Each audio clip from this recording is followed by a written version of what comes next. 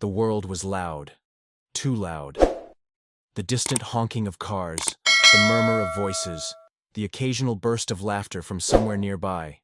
It all blended into a chaotic symphony that pressed against Zira's skull like an unwelcome force. She opened her eyes. Darkness. The air smelled of damp concrete and something metallic, laced with the faint scent of rain. She was lying on a cold, uneven surface, her body stiff as if it had been frozen in place for too long. Her fingers twitched against the gritty pavement, tracing the cracks beneath her. Where am I? She pushed herself up slowly, muscles protesting with every movement. Her head pounded, a dull ache pulsing behind her eyes. She reached up instinctively, pressing her fingertips against her temple, as if she could force clarity into the swirling fog that clouded her mind. Nothing. She tried to remember. Her name. Her home. Anything. But her thoughts felt like a shattered mirror. Fragments scattered too far apart, impossible to piece together. Panic crept in. Her breath quickened. She stumbled to her feet, her legs unsteady beneath her, and turned in a slow circle. The alleyway stretched in both directions, walls of brick and graffiti pressing in on either side. Neon light flickered from a buzzing street sign, casting eerie shadows that seemed to shift with every movement. Trash bags were piled in one corner, the scent of stale food and gasoline hanging heavy in the air. Beyond the narrow passage, the distant glow of city lights pulsed like a living thing. New York. She didn't know how she knew that. The name surfaced in her mind without context, detached from any personal experience. But it was there, lingering, whispering in the void where memories should have been. A gust of wind sent a shiver through her, and that's when she noticed. She wasn't dressed for the night air. A thin, sleeveless tunic clung to her skin. Unfamiliar in texture, but strangely comfortable. She should have been freezing, but she wasn't. The cold touched her, but it didn't seep in the way it should have. She frowned, looking down at herself, and that's when she saw it. A mark. No, not a mark.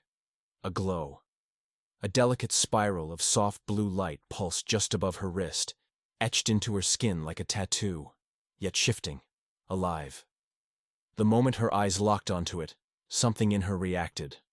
A sensation that wasn't quite pain, but something deeper. A pull. A whisper in her mind, just beyond reach. Her breath caught. What is this? She lifted her trembling fingers to touch it, and the moment she did, a flash of something, someone, filled her mind. A city, but not this one. Skies that shimmered with light that wasn't from the sun. Voices, thousands of them, overlapping, connected, like a chorus of shared thoughts. A name whispered through the void, but before she could grasp it. Gone. The vision vanished as quickly as it came, slipping through her fingers like sand. The alley rushed back into focus, harsh and real. The hum of distant traffic, the cold air, the rough texture of the wall she was now leaning against. Her heart pounded. She stumbled forward, searching for something, someone who could explain what was happening. She reached the mouth of the alley, stepping onto a sidewalk lined with towering buildings, their glass facades reflecting the glow of streetlights. People moved past her in waves, laughing, talking, lost in their own worlds. Nobody noticed her. She was a ghost among them. She turned to the nearest reflective surface, a store window, and for the first time she saw herself. A girl, no older than 20, with luminous silver eyes that seemed too sharp, too otherworldly. Her skin held a faint iridescent glow, barely perceptible under the neon haze of the city. Dark hair fell in loose waves around her shoulders, but none of it was familiar. And then, a horrifying realization settled into her bones. She didn't know who she was, not just her name, not just her past, nothing.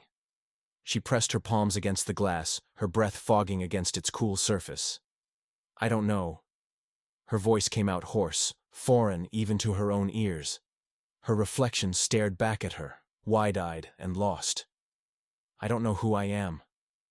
A surge of fear clenched at her chest, Not knowing was terrifying, but there was something even worse. The sinking, bone-deep certainty that someone had taken her memories away. And whoever had done it, they were somewhere on this planet. The sterile scent of antiseptic and cold metal filled the air, mingling with the faint hum of machines working tirelessly in the dimly lit lab. Caleb Wright had spent years in rooms like this, places where knowledge was extracted from the mind like data from a failing hard drive. But no amount of experience had prepared him for what he was about to see tonight. His fingers hovered over the keyboard as he stared at the screen, the glow casting sharp angles across his tired face. Numbers scrolled, brainwave patterns flickered, and then, there it was again. That impossible anomaly. The one he had seen before, the one he had run from. A knock at the reinforced glass door jolted him from his trance. Dr. Wright? A young nurse, dressed in deep blue scrubs, hesitated before stepping inside. We have a situation. Caleb sighed, rubbing his temple. He was supposed to be done with this. After he had walked away from the government's project, he swore he'd never return to this world of secrets and missing pieces. But something in his gut twisted, warning him that this was different. The nurse motioned for him to follow, her expression a mix of confusion and barely concealed concern. She just appeared, she murmured. No ID, no records, and… The nurse hesitated.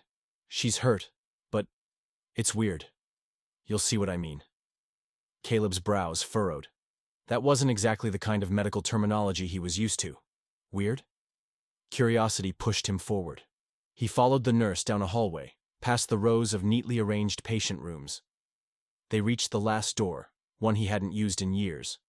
A place reserved for special cases.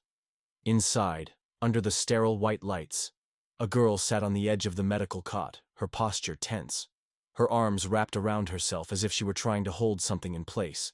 A presence, a memory, a truth slipping through her fingers. Her skin held a faint iridescence under the fluorescent glow, but it was subtle enough to be dismissed as a trick of the light. Zira. She didn't know that name yet. She lifted her gaze as Caleb stepped in, and for a split second, something unspoken passed between them, an unfamiliar familiarity, as if she had seen him before but couldn't remember where. "Can you tell me your name?" Caleb asked, his voice measured, calm. The girl's lips parted, but no sound came. Her throat bobbed as she swallowed hard, frustration flashing in her silver-flecked eyes. "I don't know." Her voice was barely above a whisper, laced with something fragile, something lost. Caleb crouched to her level, noting the way her hands trembled against her lap.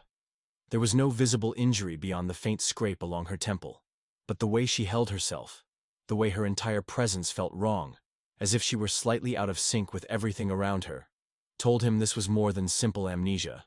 He exhaled slowly, sitting across from her. "Okay, let's start with something easier. Do you know where you are?" She glanced around the room, taking in the unfamiliar surroundings as if she were seeing the world for the first time.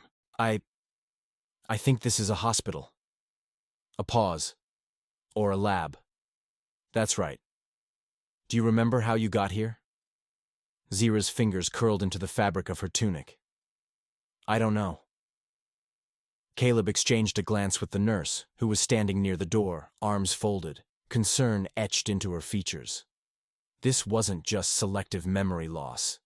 This was something deeper. Zira hesitated, then slowly lifted her hand. The moment her sleeve slipped down, revealing the glowing spiral embedded in her wrist, Caleb's breath caught. He had seen that exact pattern before.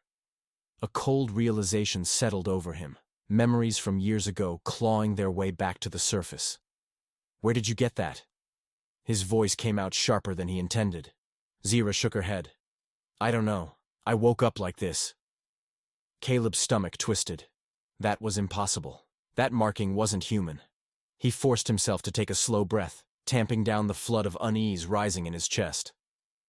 "Do you mind if I run a quick scan?" Zira hesitated, but something in his tone made her nod. She didn't trust him, not yet, but he was the only person offering any answers. Caleb guided her toward the scanning machine, his mind racing. He had spent years working on classified government projects studying memory encoding and decoding. He had seen things in those labs that had shaken him to his core. But one case had stood out, one that had never been explained. A set of neural scans that didn't match any known human pattern. He had spent months trying to crack the anomaly, to understand why those memories looked woven, as if they belonged to multiple people at once. And then, without warning, the project had been shut down. All data erased. Now, as he placed the scanner over Zira's temple, a sinking dread coiled in his chest. The machine whirred softly. Lines of data began filling the screen. Caleb's eyes darted over the numbers, searching for a pattern, for something that made sense. Then, the screen flickered. His entire body went still. The brainwaves weren't human, not even close. The patterns formed something too complex, too interconnected, as if her mind held fragments of hundreds, thousands of voices at once. His pulse hammered. This was impossible. He had seen this data before, years ago, in the project files, the ones the government had buried. He swallowed hard. His fingers tightened on the edge of the table as his gaze locked onto Zira, who was watching him with wide, fearful eyes, as if sensing that something was terribly wrong. Caleb's voice was barely above a whisper when he finally spoke. This isn't possible." The nurse frowned. "What is it?" He didn't answer. His eyes were locked on the screen, on the impossible, undeniable truth staring back at him. This girl, this being, was not human. He turned slowly, his voice hoarse. "Your memories. They aren't like anything I've ever seen." Zira's hands clenched against her sides. "Then, what am I?" Her voice was barely a whisper, laced with something terrifyingly fragile. Caleb exhaled sharply, running a hand through his hair. He had no idea how to tell her the truth. Because the last time he had seen something like this, the government had done everything in their power to bury it. And if they found out Zira existed, they would never let her go. The plane touched down with a jolt, its wheels skidding slightly against the uneven tarmac. Outside the small window, the jagged peaks of the Himalayas rose against a sky thick with mist, their snow-covered edges catching the pale light of dawn. The air, even inside the cabin, felt thinner, carrying with it an eerie sense of something ancient, something hidden just beyond reach. Zira adjusted the hood of her coat, pulling it tighter around her face. The glow on her wrist, the one Caleb had scanned, the one that had led them here, was now barely visible, pulsing faintly beneath her sleeve, as if reacting to the very air around them. She didn't understand why, but this place, Nepal, felt strangely familiar. Caleb exhaled beside her, his breath fogging in the cold air as they stepped off the plane. His fingers were wrapped tightly around the strap of his bag, where his tablet and notes were stored. He had spent days analyzing the fragmented images pulled from Zira's mind, piecing together patterns, symbols, locations, until all the trails converged to one place. A monastery, high in the mountains.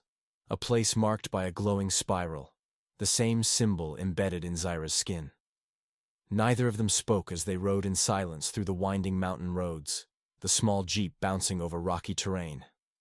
Hours passed in a blur of snow-dusted cliffs and deep, yawning valleys. And then, finally, the monastery came into view. Perched atop a plateau, half buried in mist, the structure loomed like a relic from another time. Tall stone walls, weathered by centuries, rose to meet the sky, their surfaces covered in ancient carvings.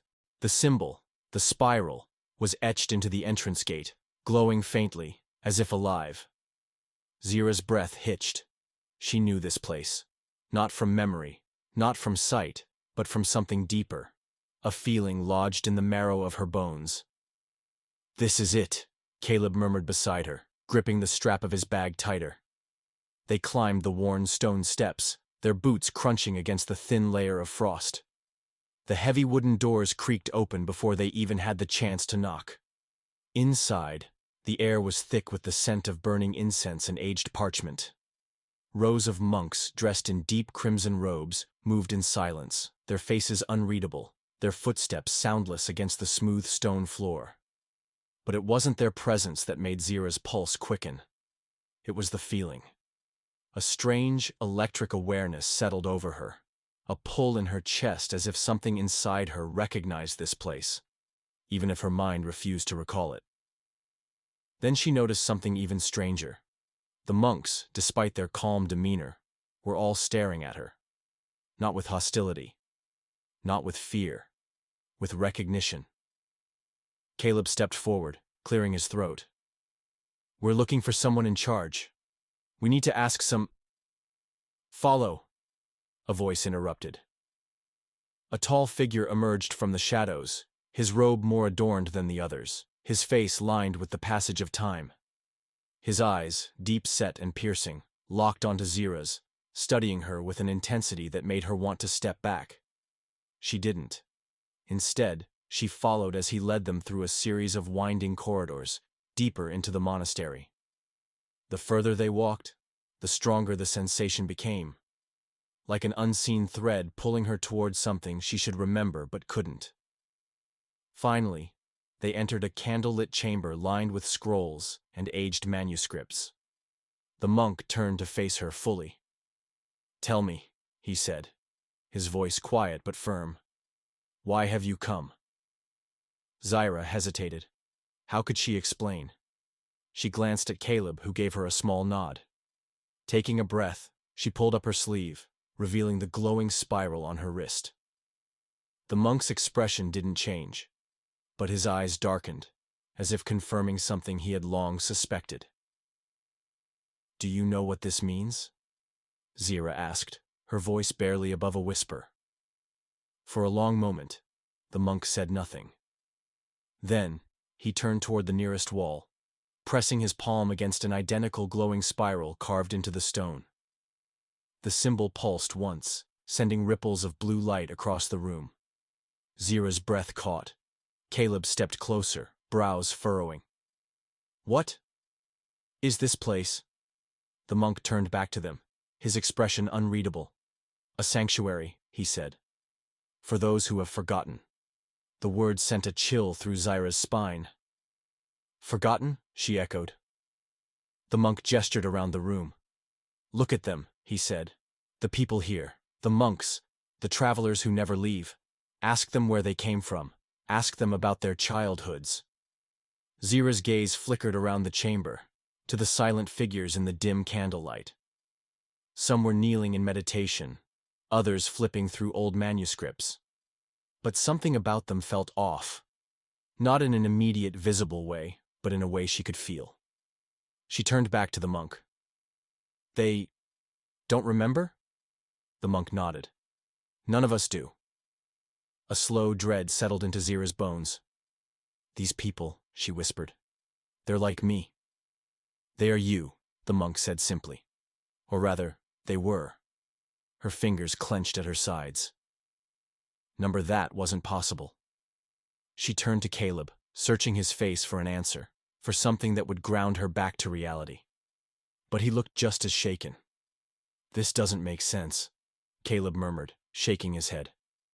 "Amnesia doesn't just happen to an entire group of people. And the fact that they all ended up here—" He exhaled sharply. "This isn't a coincidence." The monk studied Zira for a long moment before speaking again. "I do not know who you are," he said. "But I do know this. You are the first to come here and ask why." Zira swallowed. Because she was the only one who still had a chance to remember. A silence stretched between them, thick with the weight of an unspoken truth. Somehow, in ways she didn't yet understand, this place was connected to her, to who she had been before she forgot, to the truth buried beneath a stolen sky.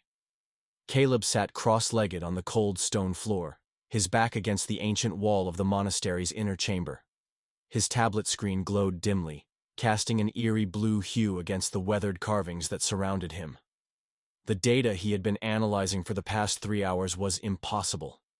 No, not impossible. Unbelievable. He rubbed a hand over his face, exhaustion creeping into his bones. The monks moved quietly in the background, their crimson robes whispering against the stone as they carried out their silent rituals. Outside, the wind howled through the Himalayan peaks, a ghostly sound that matched the weight of the realization pressing down on his chest. Zyra sat across from him, her expression tense, unreadable. Since they had arrived, the faint glow on her wrist had intensified, as if the very air in this place was calling out to something buried inside her. "Tell me," she said, her voice quiet but firm. "What did you find?" Caleb hesitated. He had always believed in logic, in science, in things that could be measured and quantified. But what he had uncovered went beyond reason, beyond anything he had ever encountered in his career. "The frequency," he said finally, tapping the screen of his tablet. "There's a pattern in the electromagnetic field here. I noticed it first in the scans of your brain activity. But it's not just here." He looked up at her, his expression dark. "It's everywhere." Zyra frowned. "What do you mean?" Caleb exhaled sharply. "The Earth emits a natural electromagnetic pulse, one that's harmless to humans. But for species like yours, species with collective memory, it's not just noise, it's interference." Zyra's pulse quickened. "Interference with what?" He met her gaze, his throat tightening.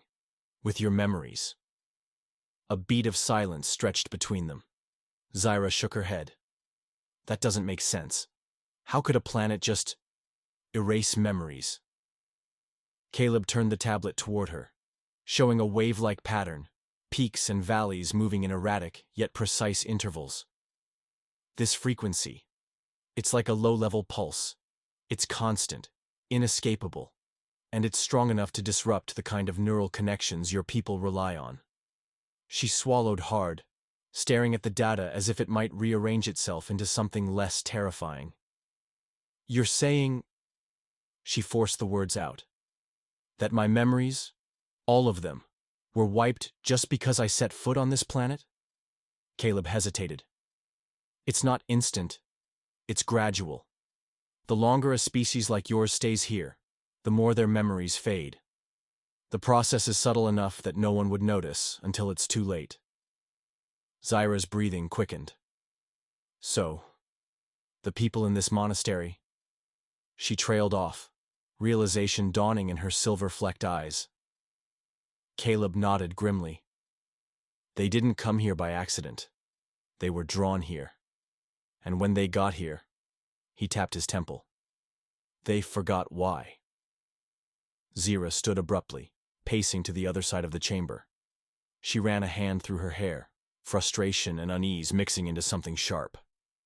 "No," she muttered. "No, there has to be another explanation. Some kind of external force, some kind of—" She stopped, her breath catching as she turned back to him. "This has happened before, hasn't it?" Caleb swallowed, following her train of thought. "I think so." A heavy silence filled the space between them. Zyra felt it in her bones, the weight of something too vast to comprehend pressing against her chest. The monastery, the monks, the inexplicable pull she had felt ever since stepping foot on this land. They weren't the first, and they wouldn't be the last. Caleb stood slowly, his eyes flickering toward the open window, where the sky stretched endlessly beyond the mountaintops. "If I'm right," he said, voice barely above a whisper, "then there could be millions of others, not just here, all over the world." Zyra felt the ground sway beneath her, though she knew it was just in her mind. "Millions?" she echoed, her voice hollow. He nodded. "Entire civilizations could have come here. Explorers, refugees, wanderers, species that relied on their memories to survive. They landed, they stayed too long, and they forgot. They forgot their ships, their homes, their very existence." Zyra's stomach twisted. "They blended in," she murmured, "because they didn't know they were different." Caleb ran a hand through his hair, his mind racing. How many of them are out there right now, living ordinary lives, never questioning why there are gaps in their childhoods, why certain things feel familiar when they shouldn't? The realization settled over them like a weight too heavy to bear. Zira turned her gaze toward the sky, her heart pounding against her ribs. If this was true, if this was real, then she was standing on more than just an unfamiliar planet. She was standing in a trap, a place that welcomed outsiders with open arms, only to strip them of everything they had ever been. She exhaled shakily, barely able to form the words. "This planet," she whispered. "It's not a home. It's a prison." Caleb's jaw tightened. He could see the horror creeping into her expression, the way her fingers curled into fists at her sides. He looked up at the sky, at the stars hidden behind the dense clouds. He had always believed Earth was just one small world among many, a tiny speck in an endless universe. But what if Earth wasn't just another planet? What if it was the final destination for those who could never leave? A slow, bone-deep chill crept through him as the full weight of the truth settled in. He had spent years searching for answers, for the missing puzzle pieces that had never quite fit. Now, he finally had the answer. And it was worse than he had ever imagined. He exhaled, shaking his head as he whispered almost to himself. There could be millions of them, millions of civilizations that came before us. But they never remembered long enough to leave. Zira stood frozen, her mind unraveling. The pieces all fit now. The missing memories, the forgotten lives, the monks who had no past. She had spent days searching for the reason she felt so lost, so disconnected. Now she finally understood. Trijat, Earth, was a place where memories came to die. Her voice barely made a sound as she murmured the final, undeniable truth. This world is a trap. The rhythmic beeping of a security scanner filled the air as the elevator doors slid open with a quiet hiss. The underground facility was cold, clinical, walls lined with steel and reinforced glass, the scent of sterile air clinging to every surface. At the far end of the hallway, a lone figure stood waiting. Agent Sullivan. His posture was rigid, his tailored black suit pristine, his sharp features devoid of warmth. A man who had spent decades cleaning up the government's messes, ensuring that some truths remained buried. He had been tracking Caleb Wright for years. Watching. Waiting. And now, finally, the doctor had made his move.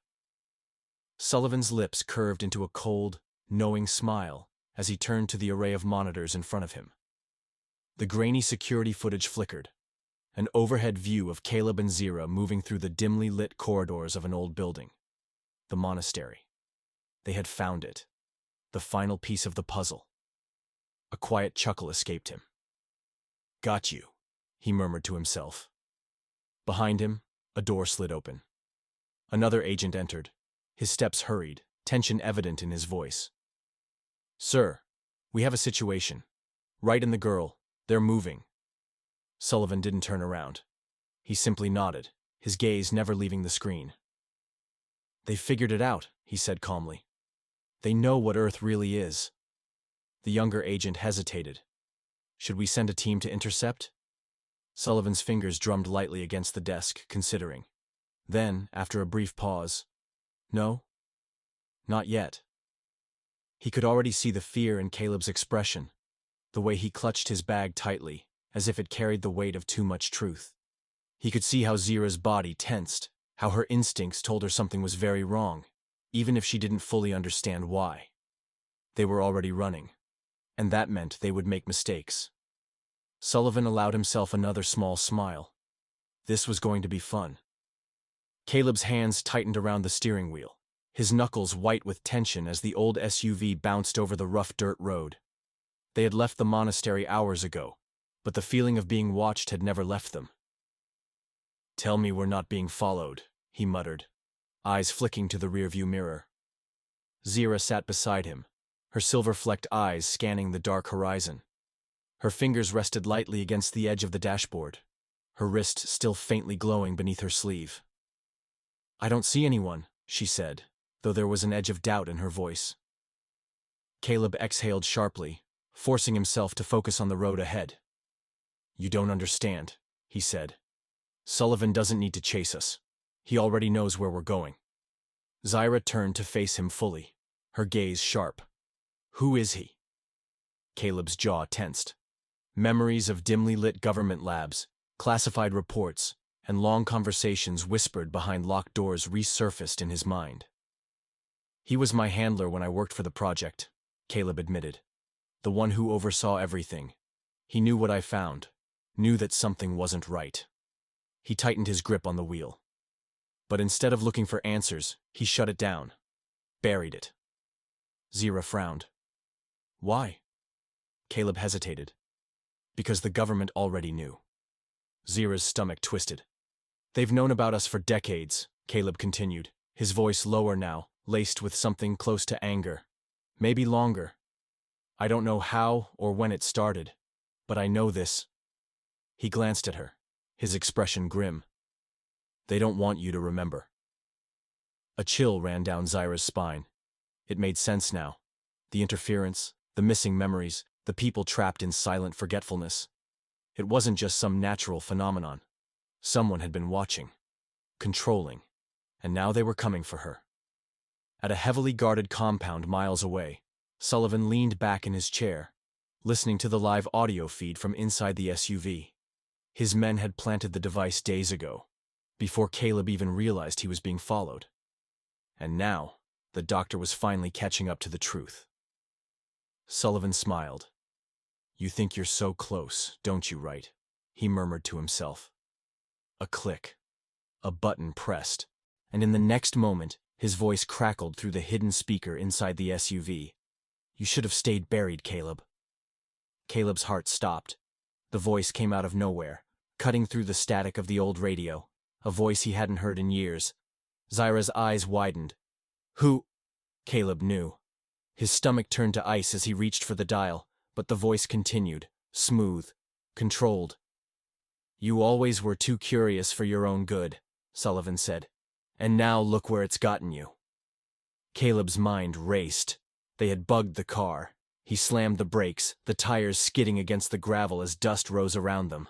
Without hesitation, he reached beneath the dashboard, tearing away the panel. And there it was, a small metallic device blinking faintly. A tracker. Zira's breath hitched. How long have they been listening? Caleb didn't answer. He ripped the device free and hurled it out the window. A beat of silence. Then, Sullivan chuckled, his voice still coming through the speakers. Oh, come on, right? Do you really think it's that easy? Zira's blood ran cold.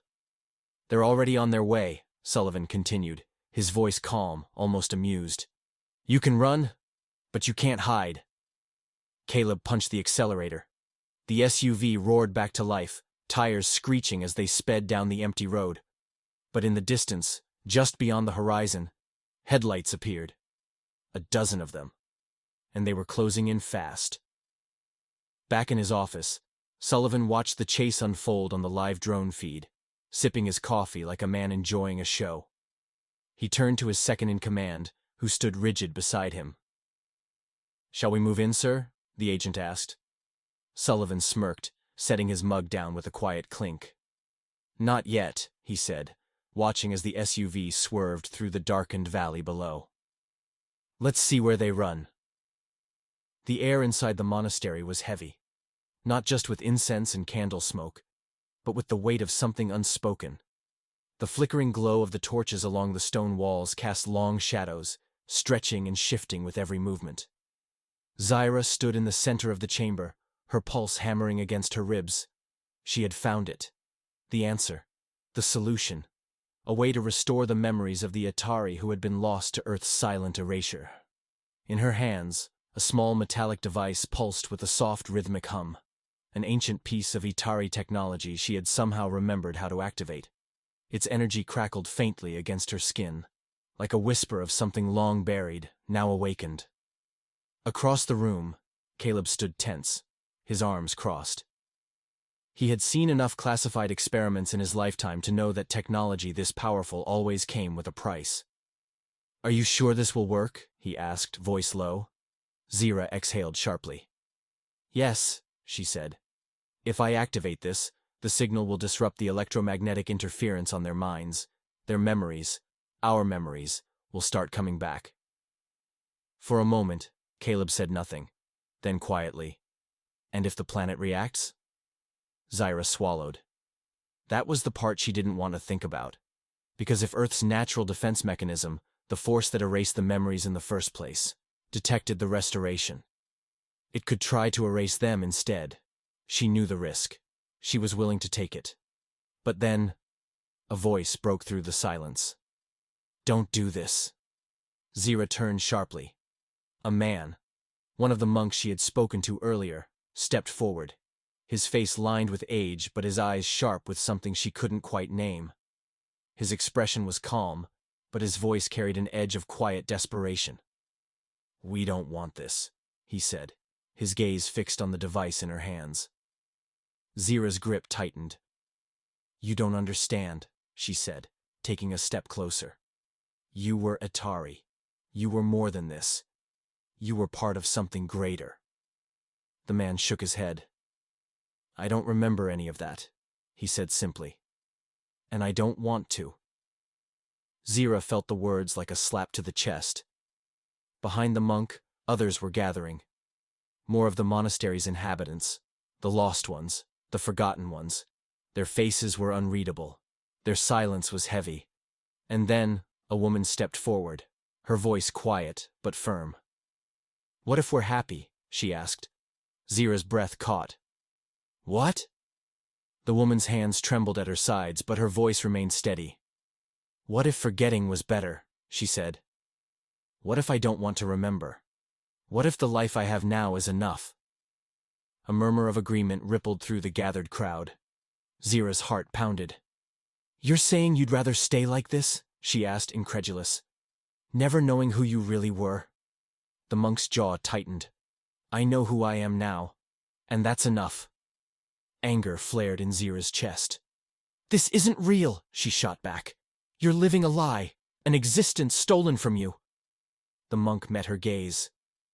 And yet, I feel peace. Zyra clenched her fists. No. This wasn't right.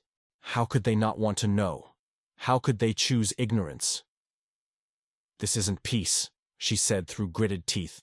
This is submission. A flicker of something crossed the monk's face. Not anger, not fear, pity. And somehow that was worse. Zyra's pulse roared in her ears. I have to do this, she whispered. The monk's voice was gentle, but firm. No, child, he said. You want to do this. That is not the same thing. Zyra turned away, staring down at the glowing device in her hands. She had spent so long searching for the truth, for a way to undo the damage.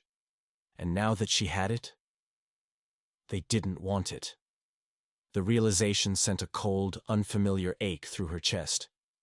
She had assumed they would want to remember. She had assumed that knowledge was better than ignorance. The truth was worth everything. But what if she had been wrong? What if some memories were better left buried? Her grip loosened. Caleb watched her carefully. Finally, after a long, heavy silence, she turned the device over in her palm. The soft glow pulsed in time with her own heartbeat. She could still activate it. She could still make them remember. But would it be for them, or for herself? Zyra exhaled. Her fingers hovered over the activation switch. Then, slowly, she lowered her hand. The room remained silent. She had made her choice. The air inside the monastery crackled with energy. Zyra stood in the center of the chamber, gripping the activation device in her trembling hands. Its glow pulsed, rhythmic and alive, casting faint blue light across the stone walls. She had made her choice, even if they didn't want to remember, even if Earth itself tried to stop them. Some memories deserved to be reclaimed. A gust of wind howled through the monastery's open archways, carrying with it the distant roar of engines. Caleb's head snapped up, his body going rigid. They're here. Zyra's breath hitched. From outside, the thunder of approaching helicopters filled the night sky, their searchlights slicing through the mist. Sullivan had come, and he wasn't alone. Caleb cursed under his breath, already moving. He grabbed the edge of a wooden table, flipping it on its side, creating a makeshift barrier between them and the door. We don't have time, he said urgently, turning back to her. Whatever you're going to do it now. Zira's hands tightened around the device. Her pulse pounded in her ears. This was it. She pressed her fingers against the surface, feeling the warmth of something ancient, something Atari, stir beneath her touch. A sharp click echoed through the chamber. The device came to life. A low hum vibrated through the floor, sending ripples of energy outward, unseen but undeniable. The very air seemed to bend, warping under the weight of something immense. Then suddenly, a gunshot. The sound shattered through the room, sharp as a blade. Zira barely had time to react before Caleb lunged, knocking her to the ground just as the bullet struck the stone behind her. She gasped, the impact knocking the breath from her lungs.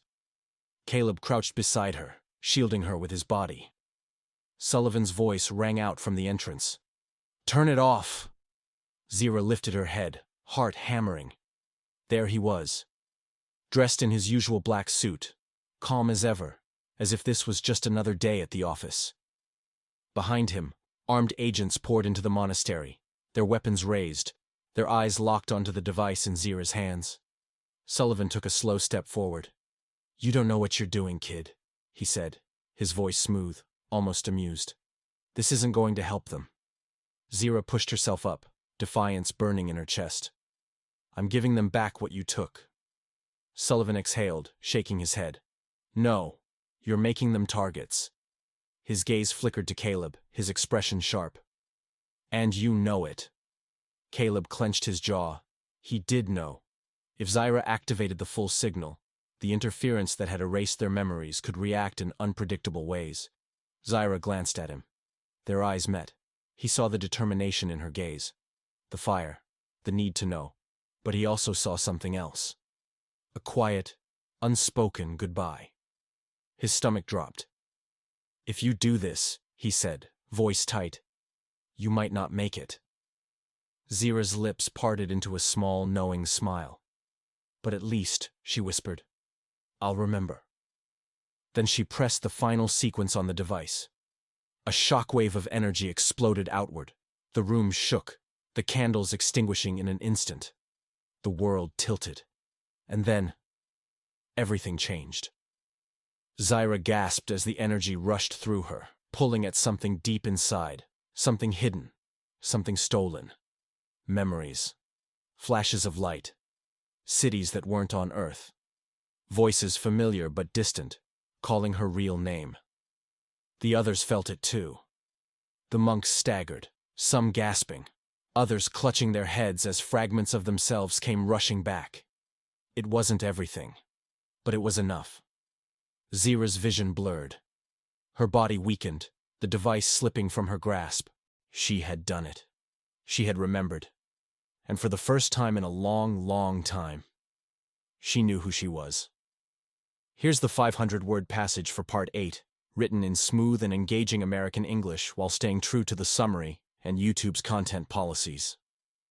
The wind was crisp as it rolled down from the mountains, carrying the scent of pine and distant rain. The monastery stood behind them, its ancient walls now holding a new kind of silence. One filled not with forgetfulness, but with possibility. Zira stood at the edge of the cliffside, looking out over the vast stretch of valleys below. The air felt different now, as if the world itself had shifted beneath her feet. She had remembered. Not everything. Not every face. Not every word ever spoken to her before she had arrived on Earth. But enough. Enough to know where she had come from. Enough to know what had been taken. Enough to make a choice. Caleb approached slowly, his hands tucked into his jacket pockets. He had been quiet since the device had activated, since the memories had surged through the air like a long-forgotten melody returning to its rightful place. Now, standing beside her, he finally spoke. "You could leave," he said softly. "You know that, right?" Zira exhaled, watching as a lone bird soared high above the cliffs, its wings cutting through the pale sky. "I know." She could leave. She could search for others like her, find the ones who had forgotten, the ones scattered across the world. She could try to undo the damage Earth had done, restore what had been lost. But for the first time, She wasn't thinking about what had been lost. She was thinking about what could be built. She turned to Caleb, a small smile tugging at her lips. "But I'm not going to." Caleb studied her for a long moment, as if weighing the truth behind her words. Finally, he let out a soft chuckle, shaking his head. "You're staying." Zira nodded. "Not as an Atari," she said, voice steady. "Not as someone searching for what's gone."